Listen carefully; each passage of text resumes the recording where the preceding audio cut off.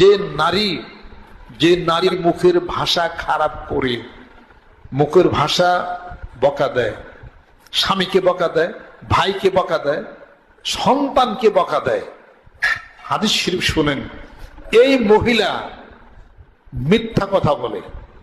অতএব মিথ্যা যে বলে, আল কিযবু ইউহলিক, সে ধ্বংস হবে।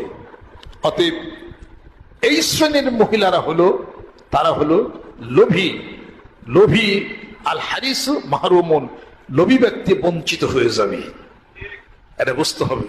অতএব কখনই কথায় কথায় বকা দিবেন না। অনেক মহিলারা আছে না, পোলাপান রে বকা দেয়, খাস নাই শয়তানের বাচ্চা, গলায় পাড়া দিব, তোর বাপে জ্বালাইছে তুই জ্বালাইস না,